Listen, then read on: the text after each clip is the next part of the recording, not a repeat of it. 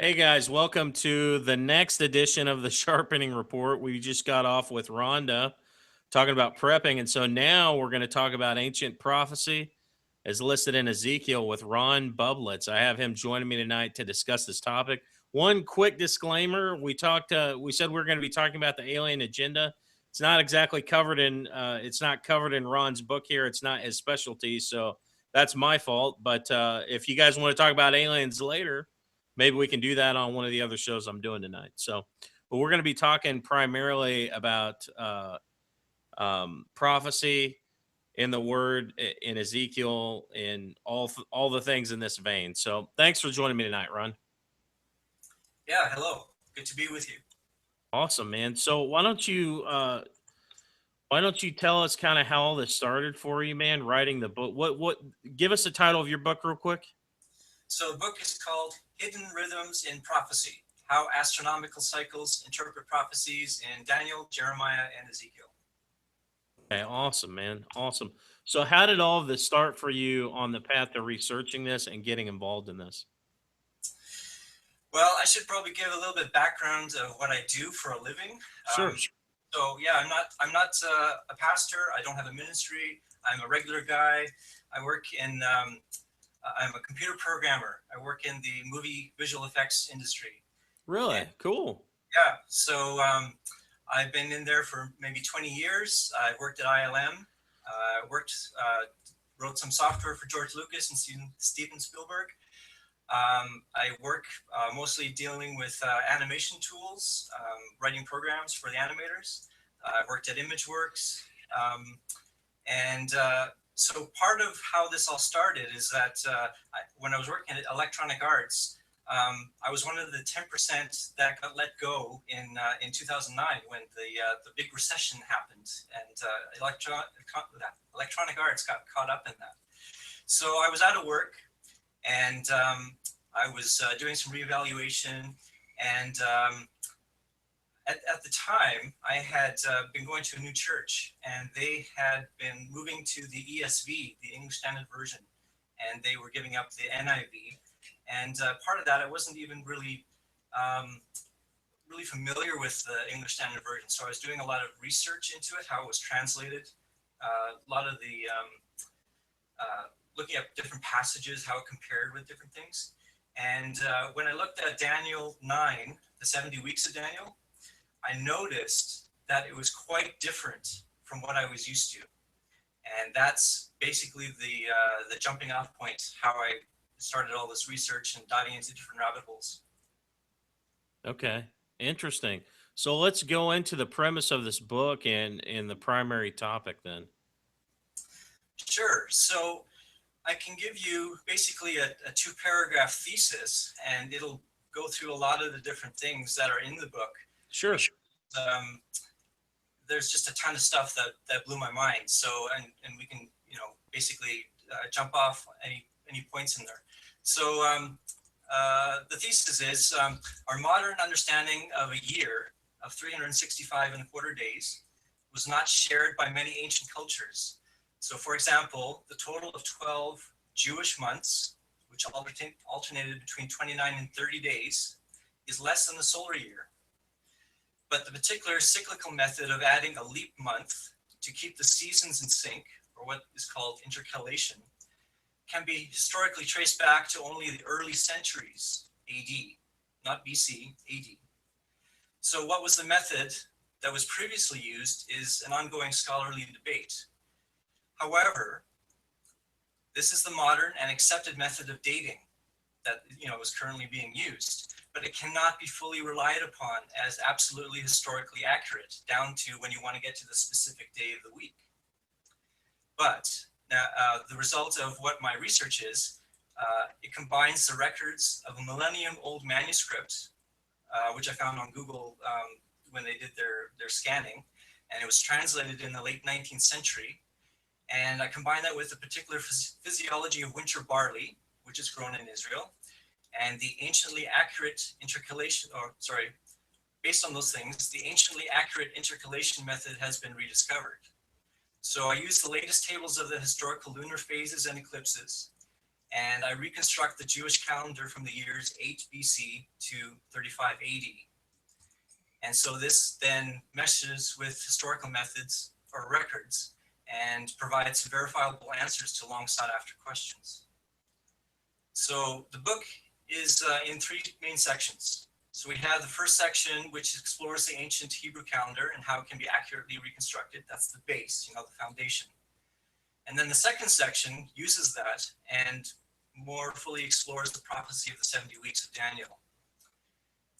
And then what we find out is that some of these common traditions that we have in Christianity are results of misunderstandings. And as a result, the dates of Jesus Christ's birth and crucifixion can be known with great certainty. Interesting. And then the third section, very controversial, presents the logical next step, because we can see future patterns from our present, from our place in the present. And so we can tie together the 70 weeks, the Ezekiel's 430 days, and other significant numbers in Daniel. And, I want this evidence to be investigated by others, not just myself, because that's what I want to do, is present all this stuff. Yeah. Interesting. So you're basically saying then that the calendar, the solar calendar, which most societies, I guess, use, probably most of the world uses, then is it's actually longer than the Jewish calendar or whatever. And so essentially we have basically more days in the year, essentially. Is that what you're saying? Well, what I'm saying is that there's different calendars being used in the world. Obviously, we're Okay. used to the 365 and a quarter days solar calendar. That's the accurate scientific measured calendar. Right.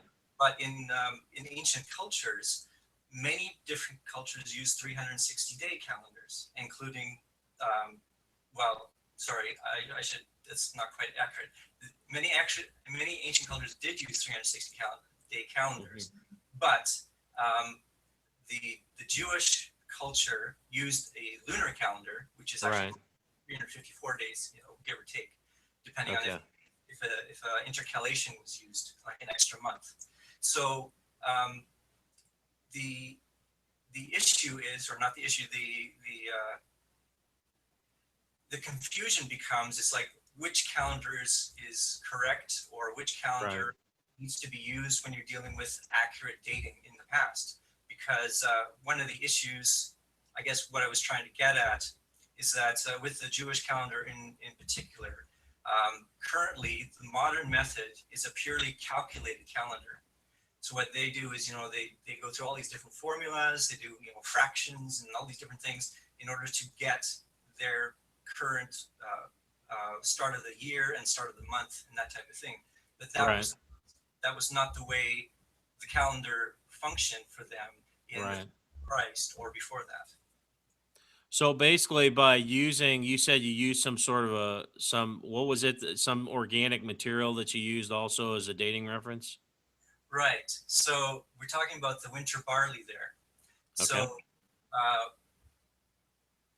when we go back to how the calendar most likely functioned, because, the Bible is not actually a scientific book, but it gives, God gave the Israelites in Exodus their instructions on how to start their calendar.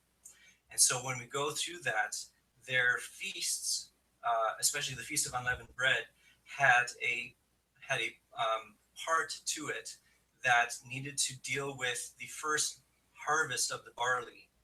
And that was the winter barley. That was the very first crop that was ready at the beginning of the year.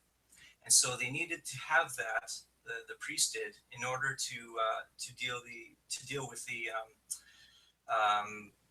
waving of the barley as part of that. Part of that. So you needed to have ripe barley at that point, and so part of the start of their year was the Abib barley. That Abib means green heads of barley, and so what this the start of the year was looking for the new moon, like the first sliver of light after the new moon, at the time of the green heads of barley. that is the start of their year.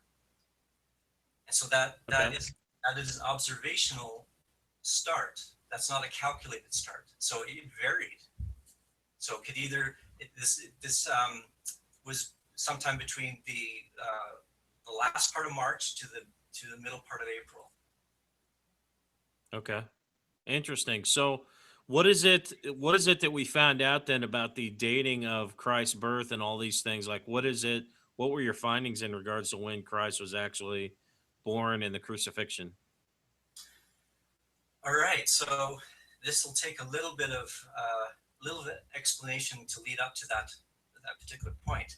So to go along with the calendar there, if we know that the calendar usually started end of March, middle of April, what we have to do is look at the 70 weeks of Daniel. And so I think most people are familiar with that, how we have three separate sets of 7. Like we have a first set of 7 weeks, a second set of 62 weeks, and then the final set of 1 week. Uh-huh.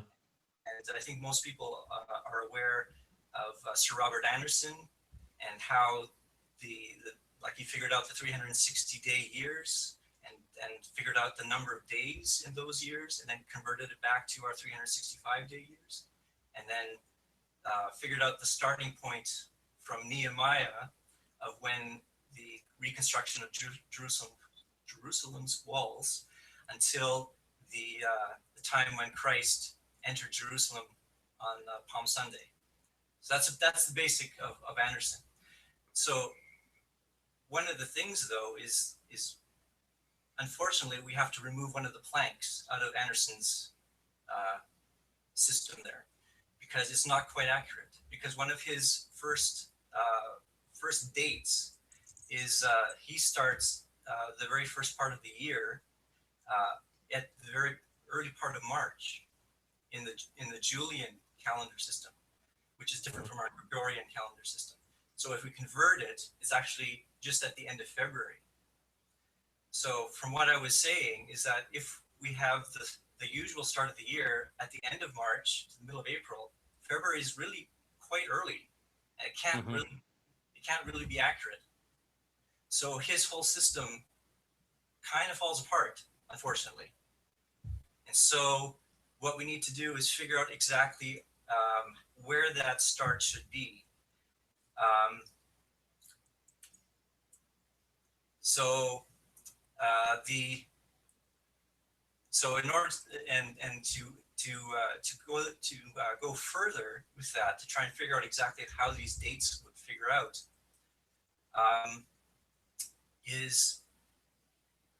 I'm trying to make this very simple because It's okay. No pressure, man. Just gather your thoughts, and if you want to jump forward to something else, we can too. Whatever.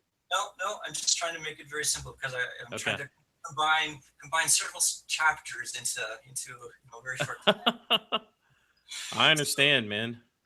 So I think it's pretty easy at this point. So going back to the 70 weeks of Daniel, one of the things that we realize is that a lot of these people who interpret the Bible or interpret that passage really look at only one translation.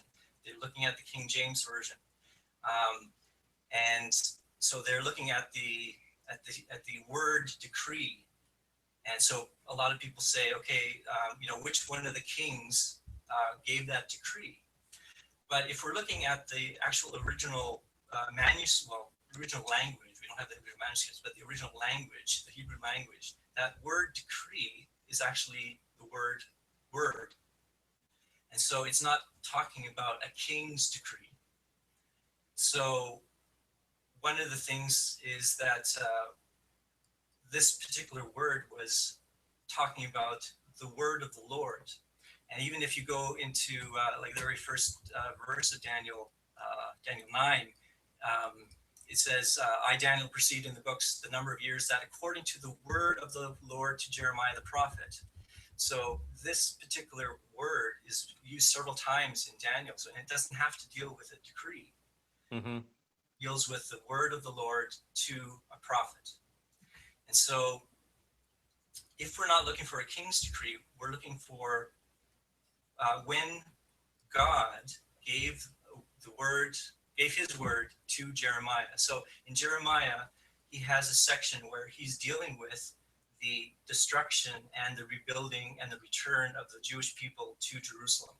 So Jeremiah wrote before the destruction of Jerusalem about the return back to Jerusalem. And he gives a date. He gives an actual date when that prophecy was given. And that was the 18th year of Nebuchadnezzar. And we can figure that out. And so Okay. once we know that, again, then I need to back up again as well, because part of what what Daniel 9, the 70 weeks, the reason why I bring up the King James version is that I'm going to a particular part here. When we look at the way it's structured in the King James version, I'll just read it. Mm-hmm. Know therefore and understand that from the going forth of the commandment to restore and to build Jerusalem unto the Messiah the Prince, I'll just make a note that those are capitalized, Messiah the Prince, shall be 7 weeks, and 62 weeks. The street shall be built again, and the wall, even in troublous times. And after 62 weeks shall Messiah, which is capitalized, be cut off, but not for himself. And the people of the prince that shall come shall destroy the city and the sanctuary, and the end therefore, or thereof, shall be with a flood, and unto the end of the war desolations are determined. So what we notice here, first of all, why I make that point of that these are capitalized is that in the original language, Hebrew does not have capital letters. So this is a translation. A translation choice by the King James translators. But what they have done here is they have made the structure of the passage combine the first 7 weeks with the second 62 weeks together as one unit. So we have another couple of translations. We have the NIV and we have the NASB and we have the ASB. Just as an example, they're all the same structure. They're all very similar in that.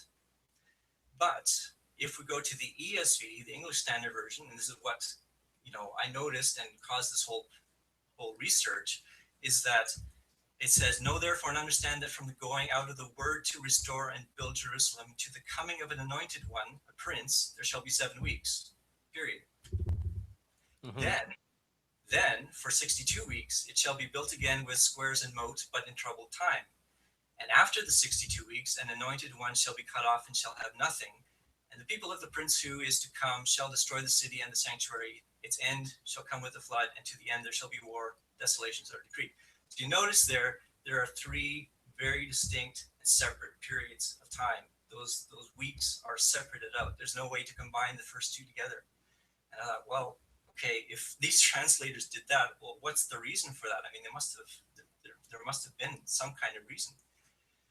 And so then when I go back to the Hebrew, you look at I use BibleHub.com, and you can get an interlinear, and you can go through all the different things, and it's a great resource.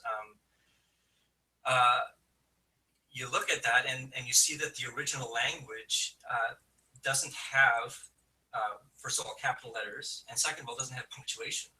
So these translators had a very difficult time trying to figure out exactly, which belonged to where, and putting things in grammar in English that makes sense to us. And so that's why there's the different translations have different ways of doing things. So if we're looking at the ESV, and especially if it's based on the original Hebrew, we don't necessarily have to say that the first 2 weeks are combined. We can separate them out. And then I go through a bunch of word studies, which is relevant, but I mean I can't go into it at this point. But in any case, the thing that is relevant through all this is that the word prince and anointed one in the very first section, because they're lowercase, they don't necessarily have to be talking about Jesus Christ, which is the most common assumption. there is another person that is called Anointed One in the Old Testament, and that's Cyrus, and that's in Isaiah. So that led me to think, okay, so here we have 7 weeks from the time God told Jeremiah that people will come back to Jerusalem, and we have the date, until the Anointed One, which could be Cyrus, as a period of 7 weeks. It's 49 years. And it just so happens that the date of the prophecy until Cyrus gave his decree is 49 years. Okay. So let me ask you this. What does this influence today by what we know in this calendar? Is it just a matter of it's a different time frame that it falls on? Or does this shift other things, I guess, in the timeline of prophecy? Is that what you're saying? So yeah, so what I'm saying is we haven't got to that point, but what I'm saying is that the dates that Christians usually assume with the 70 weeks of Daniel have to be re-evaluated. And Okay. so what I haven't got to is the second set of weeks deal with Nehemiah to around 26 BC, and then which is the time that Jesus Christ most likely was born. And then now we're in the second set of unspecified weeks, and we're still waiting for the seventh, the final 7 years, the final 7 week. Okay. And so Well, and this is a lot of info. I know, man, this is a lot of information to dissect in a short period of time. I mean, what we're trying to cover here, I know it's a very detailed explanation. So maybe what I can do is deal with facets. Let's deal with facets maybe of this book that we can kind of compartmentalize. I see that you did chapters like on the blood moon phenomenon. Let's talk about that a little bit. So what were your findings in regards to this whole? I know the blood moons was a big thing. Everyone was like, "Oh, the blood moons." right. So actually, well, all this is related. So yeah, that's actually a good part, because that will Cool. take us to the end of the 70th week. I just didn't know how to get there from there without introducing that. So yeah, so the blood moons was quite an amazing thing, which didn't turn out to be very amazing. And so it's made people kind of really confused with that. What I noticed, like when I first heard about this in 2009, before all this, even in 2014, is what I noticed is that even though the blood moons are a group of tetrads, right? The blood moon tetrads, that actually Right. that actually isn't. I mean, it's part of it, but it's not the complete picture of it. So the original proofs to the blood moons is the reformation of Israel in 1948, and so a lot the blood moon started in 1949, Mm-hmm. and also was 1950. What amazed me, or not amazed, but what concerned me, is that the reformation of Israel, which is in 1948, didn't match that. It's like, well, okay, it's a year later, 1949 is when the blood moon started. So why is that? So when I looked back into the NASA eclipse records, I found out that there actually is, or were, eclipses in 1948 on the feast days. They just don't happen to be blood moons. But that the 1948 is the start of 3 years of matching eclipses on feast days. Okay. And so that got me thinking, well, okay, what other groups of eclipses are there in the 20th century? And there's tons. There's like every 12 or 10 to 12 years, there's groups of eclipses that match the feast days. So it's not really a rare event. Mm-hmm. But when we're looking at things, it's like, which one of those years is significant, or are they significant? So when I was going through them, and I have all these charts in my book. What I noticed is that if I looked at the very first year of any of those sets of eclipse feast day matches, sometimes the very first year was a year of significance for the Jewish people. So 1948, obviously, the formation of Jerusalem. Right. Sorry, formation of Israel. Then we had the 1967 Day War in 1967, obviously. But then we had 1977.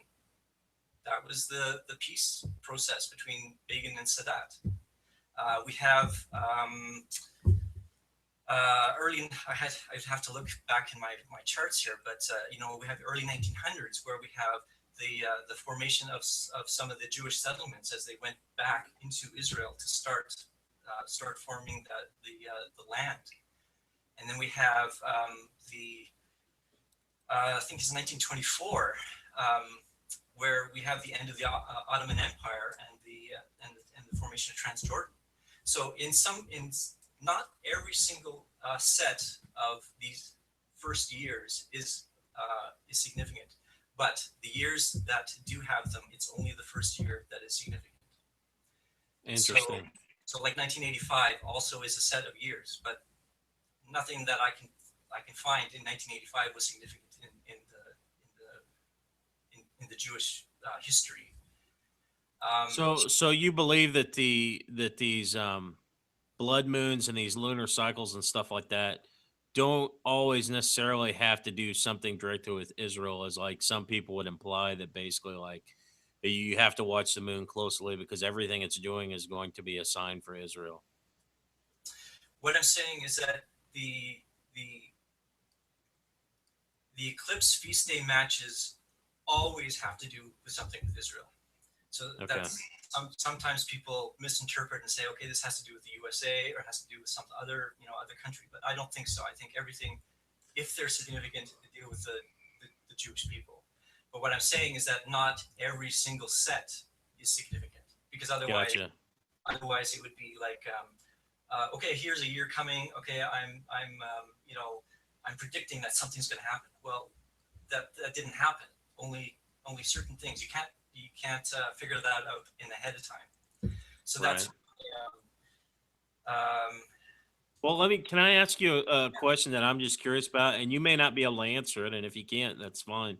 But what I've been curious about is when we look at blood moons and stuff like that here in the U.S., over in Israel, they're not going to see the same eclipse that we see. So I guess my confusion is like, how do we really define? Because if it's a sign for Israel, I would think it would be an eclipse that you could see in Israel. Have you ever really looked at that aspect of this at all? It's very true.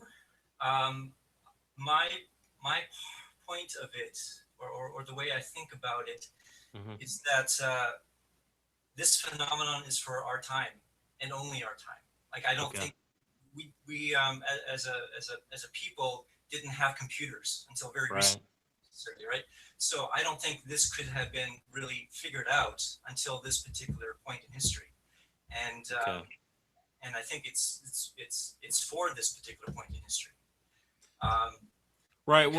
What I was getting at though, sorry, not to interrupt, but what I was getting at though is like if it's a sign for Israel, you would think in Israel these things would be happening when the eclipse is visible in Israel. And I guess these eclipses that we're seeing here is not what you see in Israel. So it's a sign that America sees, but not is. I guess that's what I'm a little bit confused about. Do you have any take on that? I think it's just the fact that one of these things are occurring at that particular point. I don't think it's necessarily an observational thing. I think it's just the fact that we have these cycles that are going on. The cycle of the Earth going around the sun and the moon going around the Earth, and at certain times you can figure that out. And only at this particular point in history can we figure that out. Right. So going forward, then you're saying that you don't really necessarily believe that there's a way to determine a big event's going to happen based solely on the cycle. You just know that a lot of these events do happen in the midst of this cycle, right? I guess. Right. So we can go through the history. We can see when they've happened in the past, and so we haven't got there yet. But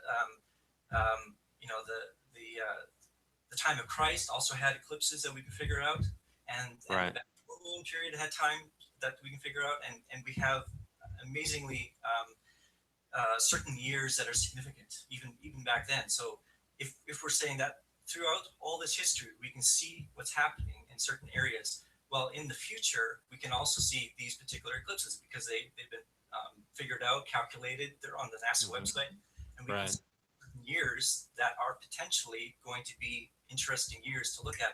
But at this point, we can't say, oh, that something's going to happen. So when is the next, like, when is the next biggest event going to happen? Do you know, in regards to lunar activity? Are you still up to speed on it? For sure. So Cool.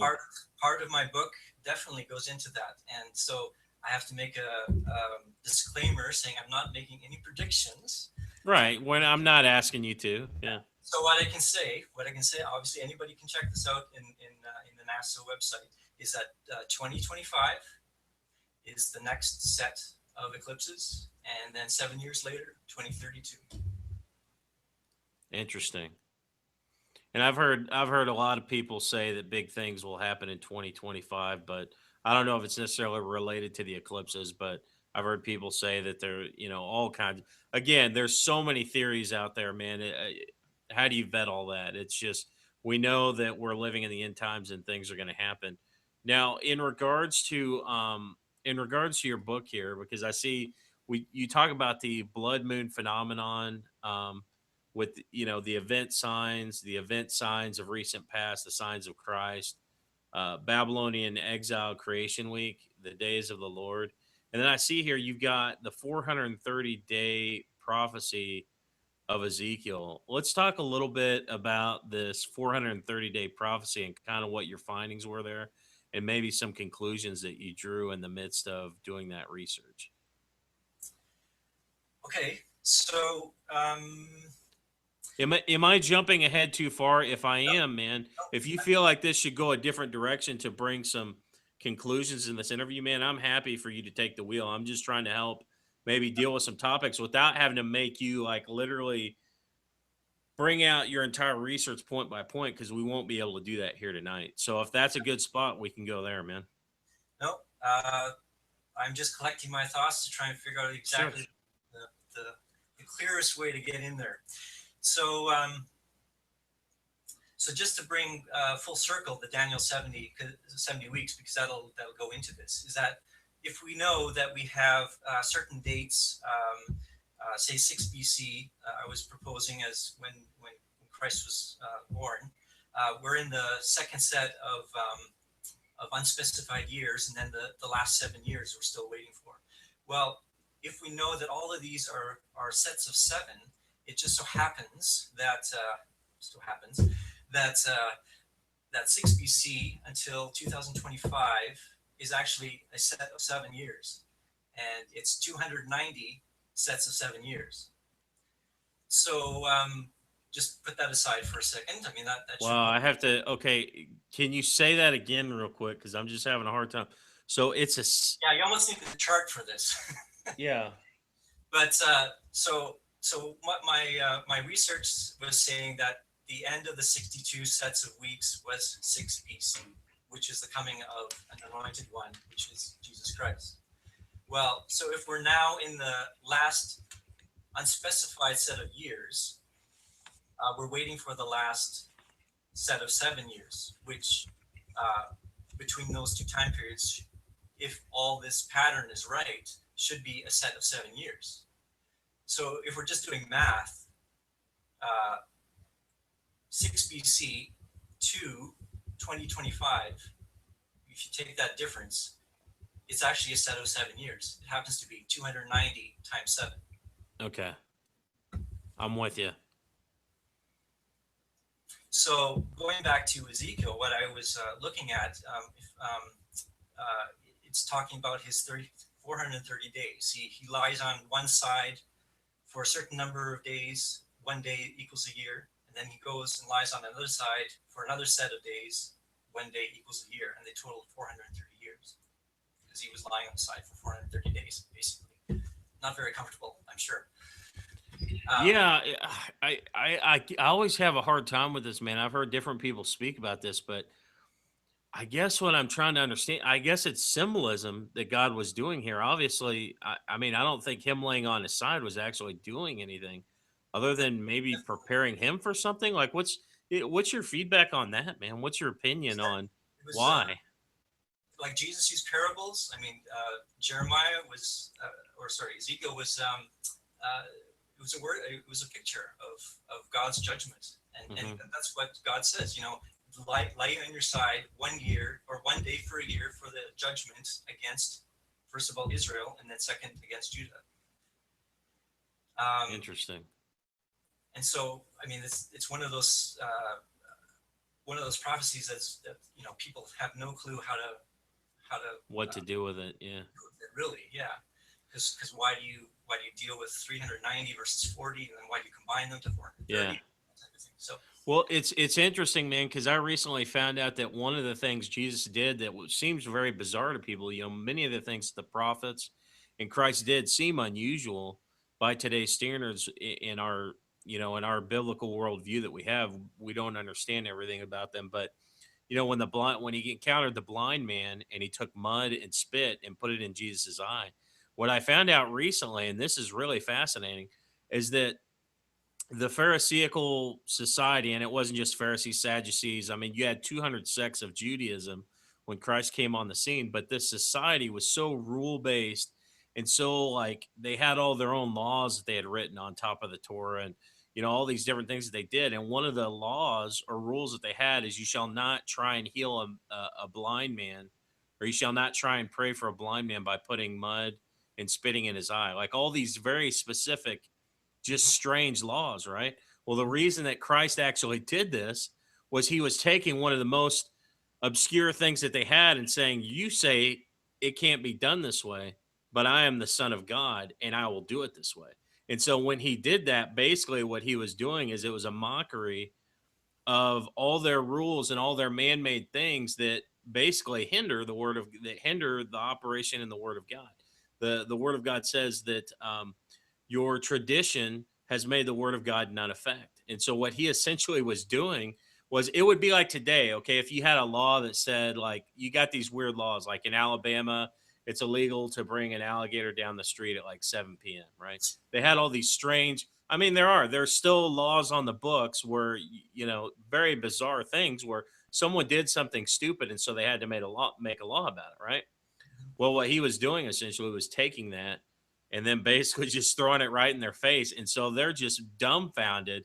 They're like, he literally put mud and spit in this guy's eye and he was healed. And so he was really attacking the man-made system of the day, and that's why they hated him so much. He was deconstructing their man-made rules and religious systems, and it just messed with them. Like the young man that had passed away that was on the stretcher, he went to go pray for him, and when he touched the stretcher, the boy was resurrected. And they said, well, as Jesus went to go touch him, they said, "You're unclean. You need to go be purified for the 7 day period," or whatever it was. And Jesus turned around and basically, after he prayed for him, he said, "I don't see a dead man. Do you? I don't see a dead man here." And so he was basically like breaking all the rules. So I know that's a little rabbit trail in the discussion. I just wanted to bring that up because I thought it was interesting to bring light to that. So in regards to this 430-day prophecy of Ezekiel, it's, again, we talked about, it's strange why he would lay on his side and all this stuff. We don't really necessarily understand that, other than it's a parable. So what is the, I guess, continue on this topic and maybe take us down the path of the other things that you found within this prophecy. okay, so um, it has to do with a lot of the history that was going on in Judah at that time, which I won't get into, but um, part of it was right at the time when Judah was taken captive to Babylon. And so part of that punishment of 430 years was taken up for that time. So if you take that part out, what you're left with is a certain part. The problem is that Judah uh, didn't abide by the judgment that God was putting on them. They kept on their sinful ways, and so in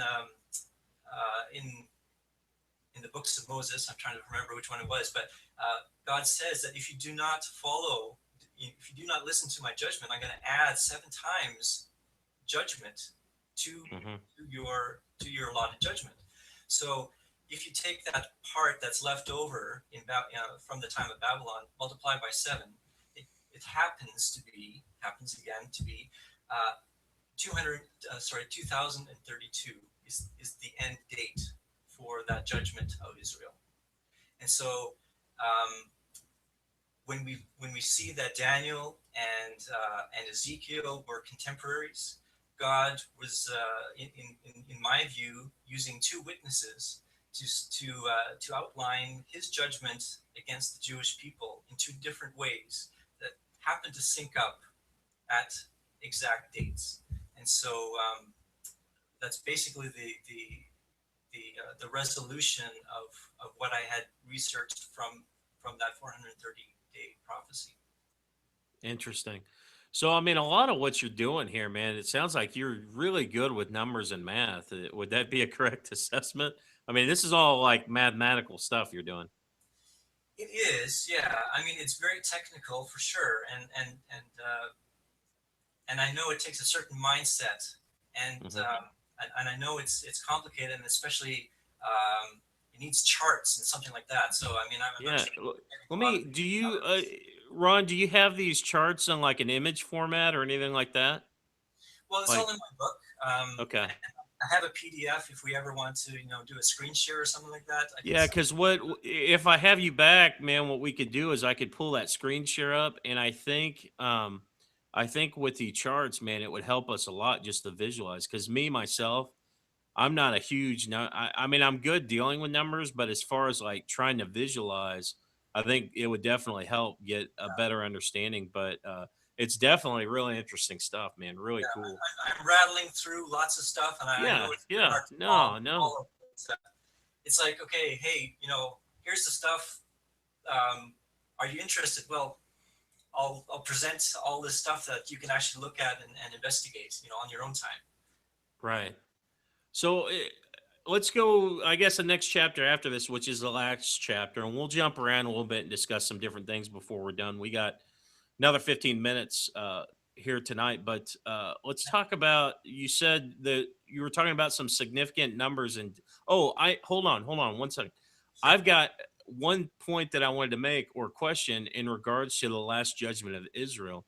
I don't know if you're an expert in eschatology or anything like that, but are you based? I mean, I guess basically the conclusion you could draw is if 2032 years is the end of the judgment of Israel, we know that Israel is going to come under judgment from the Antichrist. So I mean, basically what we're saying essentially, and correct me if I'm wrong, is that this help narrows maybe the window of when some of these events take place in regards to Israel, coming under influence of the Antichrist and things like that. Like, what's your feedback on that, man? Well, that's exactly. I mean, that's why I hesitated to put this book out. Is like, okay, here I Yeah. have these specific dates. Oh no, now I'm a date setter.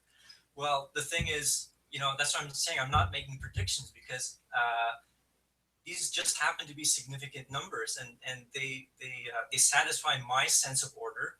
I mean, not Right. that it matters, but I mean, they all fit into all the slots Well, correctly.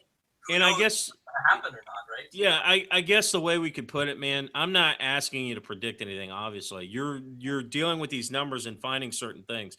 We're just basically saying what the numbers show based on the formula you're using is that there's a time frame. And Yeah. so would your personal opinion is the end of the judgment of Israel would definitely have to do probably with Israel, what, fleeing into Petra? I guess a lot of people believe that they will flee into what is known as Petra, the ancient city. I mean, this is one of the last things that happens before the final battle of Armageddon. Uh, I mean, there's a lot. I mean, there's a lot of eschatology, but do you Yeah. think, Well, in your personal opinion, go ahead, go ahead. what I'm saying is that, yeah, we all the fulfillment of that's going to happen. What we see in all the prophecies of the Old Testament and the New Testament, they're coming up pretty quickly. And So, whether this happens in 2025, and that's the 7 year to 2032, I don't know, but there's a good chance because mhm. if history is any indication and how it's all been happening, and we can see that. Well, just go. extrapolate a little bit into the future, and hey, here's a very good possibility. Yeah, so the 2032 years or whatever, where does that hit based on your findings in? Is it 2025?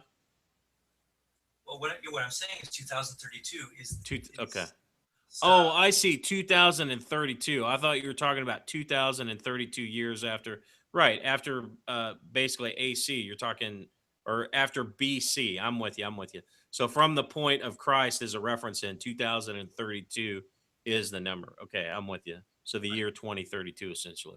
exactly. So, and you know, man, honestly, my take has always been in regards to eschatology is the things that you see play out in Revelation.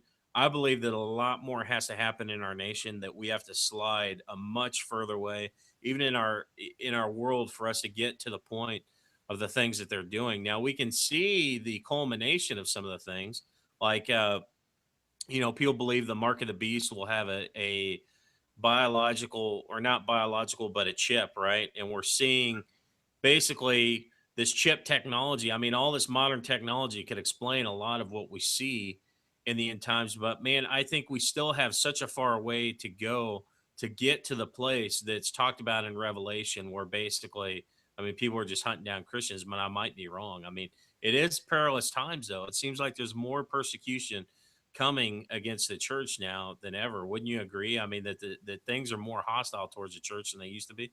Yeah, for sure, for sure. And the one thing that's come to mind is that I think life can change just very, very fast.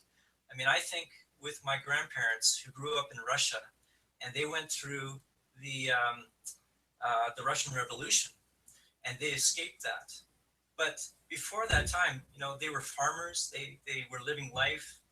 They had no clue all this stuff was happening, and within a very short time, life just went upside down.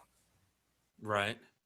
And it started with basically people allowing certain groups to be dealt with and not doing anything about it. And then they come, they always say they come for the next group and you did nothing. They came for the next group, you did nothing. And then finally they come for you and no one's left to help. I mean, essentially the way it happens is when good men do nothing. And obviously these end times events are going to happen regardless of what kind of people are out there. But it's just interesting to see, man, how quickly things can change. And it's a good reminder that, we're not guaranteed tomorrow. We're not promised the perfect America that we had yesterday tomorrow. I hope, and that's my prayer, that we have that. But the bottom line is, man, I think our church, I think the church in America, and not probably as much overseas, but here definitely, I feel like we're just really comfortable. And I think the way that God brings, based on past history, brings people out of that comfort is some persecution, some trials, some turmoil to wake people up and kind of shake revival up again. And that's really been my prayer, man, is that America sees another great revival before we get to the end of things, another harvest of souls. The direction of things seems to have been going darker and darker and darker.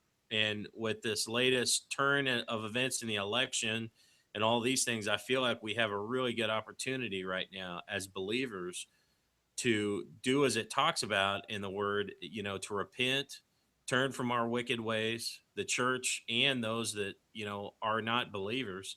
And then the word says that God will heal our land. And man, our land is still in need of healing. The economy may be still hanging in there and things look good, but in reality, man, morally, our nation, I believe, is in a lot of trouble. Right. And I live in Canada, and I would say the same thing is here as well. Really? Okay. I didn't realize that you were up in Canada, man. So interesting. So to wrap this thing up, man, we got a few minutes left. I guess let's talk a little bit. Let's talk about where people can get the book, and then maybe let's just start with that. Where can they find your book, and do you have a website? I do not have a website, but it's available on Amazon. Just look for my last name or just Hidden Rhythms in Prophecy. Okay, awesome. So, how long ago was it that this book was written? I completed it last summer, so that's when I Okay. put it out there. Do you have any plans to do any future works in this arena? Like, is there other things that you have in the works, or is this Uh, just? Go ahead. I have tons of research, Yeah, and I had to pare it down. I have probably enough for another book. One of the really. one of the things that this led to, like once I know some of these certain endpoints, you can do like what Usher did, come up with a whole history timeline of history, and it's amazing. Like the sabbatical years, once you lay that out over top of this, amazing again coincidences show up, and it's just phenomenal what can be looked at. Interesting. Well, guys, just to let everybody here know, I'm going to have Ron back tonight on Truth Frequency Radio. It's an audio format, but it's a live stream and it's also on demand. It's got a worldwide audience. So we're going to discuss the things that we've discussed here, but we'll probably get a little bit deeper and deal with some more interesting topics and some interesting discussions on all this stuff. So very, very interesting. So, and I wanted to let everybody know again, I'm going to be going, guys, until midnight tonight. Right after I'm done here with Ron, I've got another great guest coming on. I actually produced this guy's testimony. He has this fascinating testimony of how God took his financial situation. They were just in financial turmoil and all this stuff, and totally turned it around as he began to follow biblical principles, basically do the things that God tells us to do. Like he began to flourish, right? As the Bible says, you will be planted like a tree planted by the rivers of living water. So I guess Ron, what do you want to touch on with the 5 minutes we have left, man?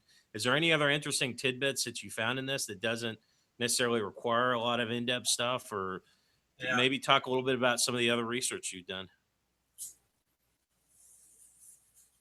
I guess one of the big things that this research is based on is that out of print book that was written by a Muslim scholar in around 1000 AD. His name is Al Biruni, and he wrote a big thick volume that hasn't been available and until Google did their scanning. And I'm just amazed. Like a lot of my research has been going through a lot of this stuff that hasn't been really available for people to look at, that was written in the 1800s, 1700s, all that type of thing.